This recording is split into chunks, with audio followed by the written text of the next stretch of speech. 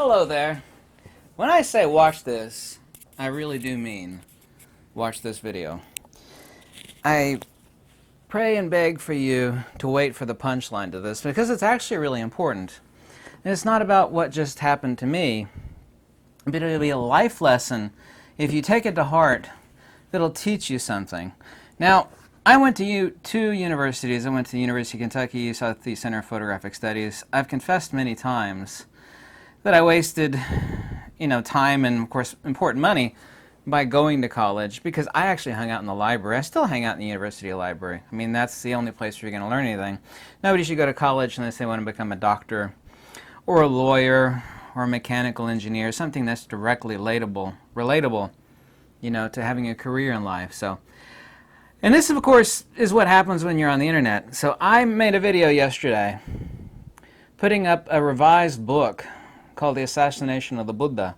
I wrote it in 2000, I published it, and assigned it an ISBN number. Yeah, International Standard Book Number, which of course I paid for. I've published 9 books, hundreds of articles. I did revise it. Last week I expanded the article, but I made that video yesterday. I said, here's my free book, here's a copy of it, and here's the download. So I got an email. Please wait for it. You're going to think, well, it's just a crazy person on the internet. You need to wait for the punchline because the punchline is the very important part. Okay, so I please beg you to wait for the punchline. I wake up in the morning, I check my email on my phone when I'm laying in bed, getting up.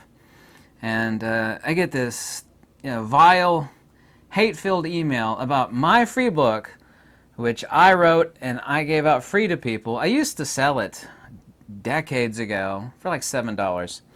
But it's free, because translation work, is difficult, and I have over 20 years of translating ancient Pali. There's only a handful of people on this earth that could translate that ancient dead language. It's a huge discovery, within the ancient texts. And anyway, this is this guy's email, and please, I beg you to wait for the punchline on this. He said, I don't know how you could get away with plagiarizing someone else's work from a web page. Did you think no one would fact-check you? With your, you should know better than that. Your book, meaning that book I put up yesterday, The Assassination of the Buddha, is a word-for-word lift from Tibetan Buddhism Encyclopedia, which is a website. Yeah, and that website posts hundreds of articles, and every one of them is a lift. I'm familiar with that website. I'm not attacking that website. I don't care that they actually took my book back in 2016, which is said on the bottom there. They do it from all sorts of places on the internet, and they kind of put it in one spot. It says, he said, you gave it for free because you're afraid of having to pay damages when they sue you. You're a thief and a liar.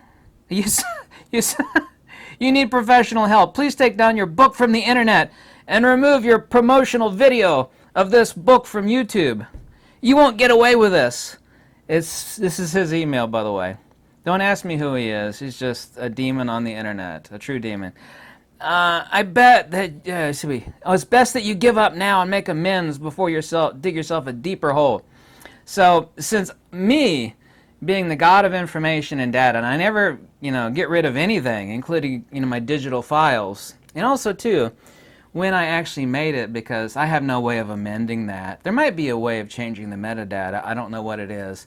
So I went to the page that he found my work on, which was stolen from me, which I don't care. My article that I wrote on Anatma is incredibly popular. There are thousands of copies over it all over the internet, and I gave people permission. Some people would actually ask me, say, can I put this stuff on my... Sure, go ahead and put it up on your website. It says right on the bottom of the page that this page was added in 2016. So I take a screenshot from my hard drive of when I wrote that article, well, actually when I last amended it, which was in 2003. I send the guy a screenshot. Well, this doesn't prove anything. This is you stole it in 2003. It's like, no, let me go to bowkerlink.com. Bowkerlink.com is the official website where they assign and keep organized book numbers, the ISBN numbers for books. So, I have 9 of my books, and here it is right here. Now, I can't change the information on that page on bowkerlink.com. So I screenshotted it where it says 2001, I published it, the first iteration of that book. I said, well, your website that you claim I took it from says it was taken and screenshotted for their website in 2016. Yeah? So here's my proof that I published it 15 years before that. Well, anyway, literally an hour and a half later. Please, I'm getting to the punchline. This is really important here.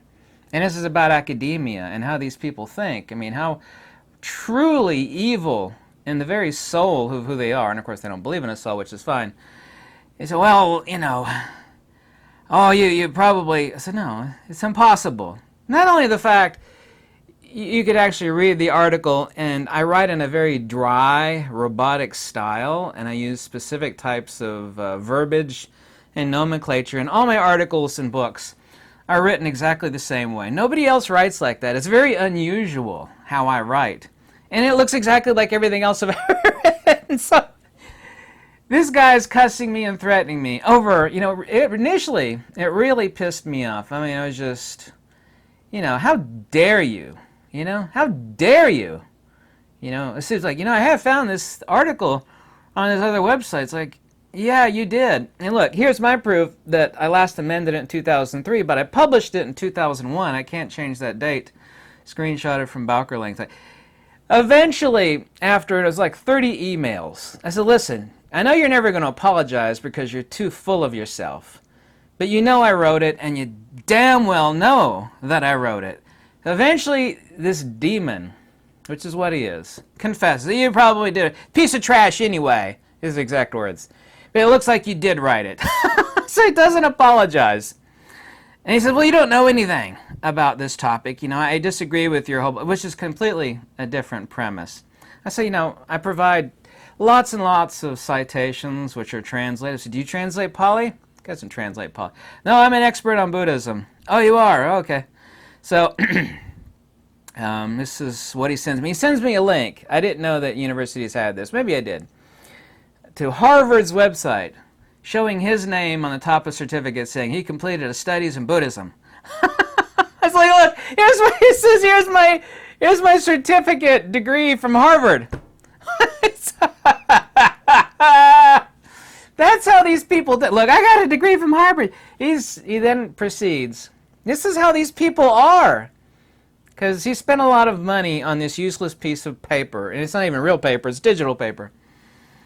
I said, doesn't Harvard teach you about claim and counterclaim and providing proofs and evidences? I wrote an entire book, even though it's a small book, with book and verse citation, one after another after. I said, Harvard didn't teach you anything, apparently. They don't teach you that when you make a claim, you have to give substantiation and evidences and citations. When it comes to referencing a work and what something did or didn't say, you reference that work. Well, here's my evidence, book and verse and citation. Boom. Claim, evidence. Claim, evidence. Claim, evidence, and counterclaim. That's how it works. Universities used to teach that. When you make a claim, you have to back it up with facts, logic, wisdom, citation, depending on the reference or what it is you're talking about. So this person has nothing. This guy shows me, and it's legitimate. It's on Harvard's website. It's got his name at the top. This guy completed Harvard studies in something Buddhist scripture. I said, if you know Pali, just translate these three words, Suvimutta on the bottom. I mean, if you really know how to translate Pali, which I've been translating Pali now for over 25 years, really, really difficult language. It's been dead for thousands of years. There's a handful of people, a very small handful of people on Earth that could translate that dead language, me being one of them. So if you can't translate these three words, I mean, this conversation is moot. I don't care if you're a PhD professor of religious studies at Harvard. You don't know anything. And he kept saying peer-reviewed, peer-reviewed. Who is it that peer-reviewed Gautama Buddha's teachings? Back in the day when Plato was taught, tell me who peer-reviewed William Shakespeare. Tell me who peer-reviewed Aristotle, Numenius, Syrianus. Who peer-reviewed Pythagoras' works and writings? I have no peers when it comes to metaphysics, and I certainly have no peers when it comes to translating ancient Buddhist studies and the texts thereof. We could have a debate. I even offered debates. I said, let's have a Skype debate. I said, I'll put it up with your permission. I'll need your permission to put the... No, I don't think I can debate you. So this conversation is moot. This literally went on. Of course, he did waste my time, which is very valuable, because I have no time. I work 4 jobs. I'm always answering emails and comments. But, you know, this person, now he just makes me laugh. When he posted up that certificate of Harvard, it was all over with. And when he started mentioning the words peer-reviewed, people in academia don't even know how asinine and how stupid the words peer review is. Just one fool agreeing with another fool's foolishness. Yes, I agree with your foolishness because your foolishness agrees with my foolishness. I peer review accept your nonsense because your nonsense is essentially the same thing as my nonsense. This is academia, folks. This is the reason why, not the entire reason why, this is about 75% of the reason why the Western world is so jacked up, so messed up, so foobarred, so insane in the brain. Loco de la cabeza, eh?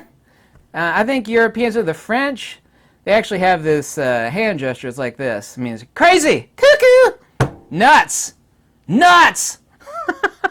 So I started off being really, really pissed off by this, this fool. How dare you accuse me of not writing my own book? And here's the proof. Boom, boom, boom. There's no way I can change the information of the published date of my book that I put up yesterday on that video. 2001. That website right at the bottom of the page says this information was taken in 2016. 15 years after I published my book. I only recently revised it and expanded it a little bit, and then I offered it to you for free. So you're showing me something that was lifted 15 years later. It's right there at the bottom of the web page. How dare you?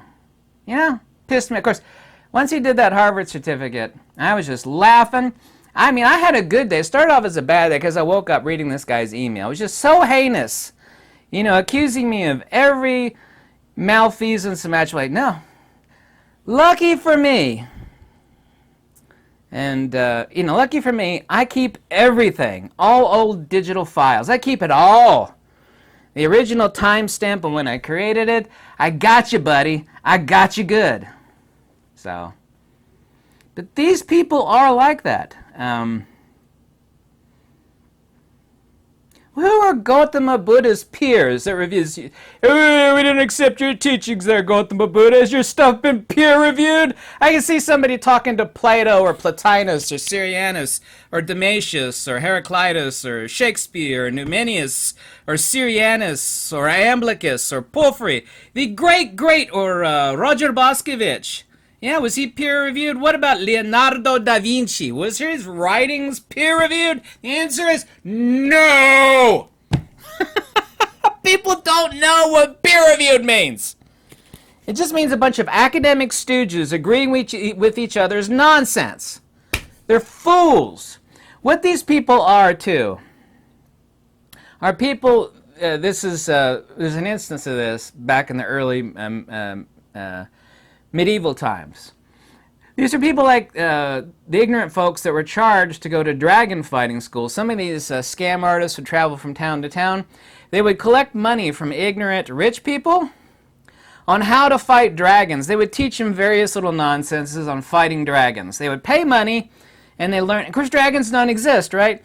So it would be like these people in academia, these people, I learned my degree from Harvard. This guy did, the guy that wrote me that horrible email. He showed me a certificate. It's true. It's from Harvard's website. He gave me the link to it. These people are like those fools that spent time and money going to dragon fighting school in the early medieval times in various parts of Europe. Pretty funny.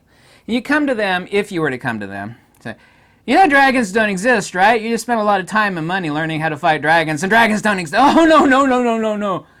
They're in denial. But denial is not a river in Egypt. Denial, of course, is this conflict with, I got scammed.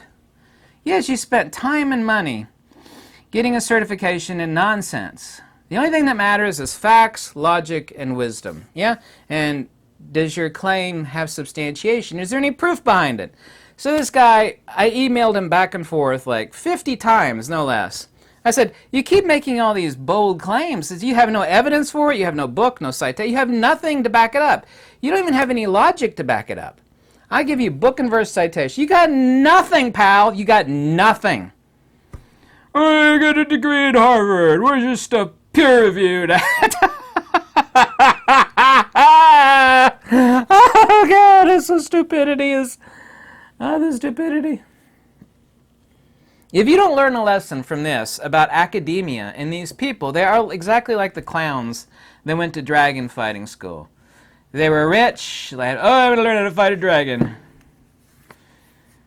So yeah, dragons don't exist. You waste your time. These people, they really are clowns. Extremely ignorant. You really do have to ignore academia. Only thing you have to have is a sharp mind and the ability to discern truth. Yeah. Gautama, you name any spiritual leader. Where did Jesus get his stuff peer reviewed? I mean, I can see right now just somebody standing behind Jesus peer reviewing his teaching. No. I can't agree with that. Your stuff hasn't been peer reviewed. People inherently have within them, if they have a lick of common sense, to discern facts from ignorance and foolishness. Yes? Peer-reviewed means nothing. It means less than nothing. I have the book and verse citation. I have 25 years under my belt. If something I wrote is right, well, we don't have to talk about peer reviews. Like, well, if the person was intelligent, this other person, which they're not, I was like, well, we could ignore my degree, which means nothing. You wrote this, and, I looked up the book and first citation, and I don't agree with you because boom, boom, boom, boom. That would have been a halfway intelligent rebuttal, but this person doesn't even have that. You have to watch out for people in the world like this.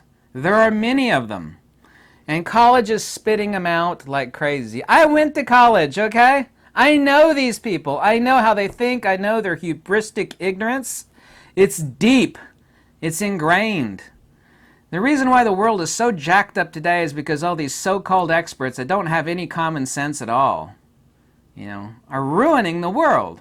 People like that guy that sent me that email. You didn't write this! Oh, yes, I did, and here's my proof. Boom, boom. Oh, and 30 emails later, it was like 30 emails later, I guess you did write it. You're damn right I did write it.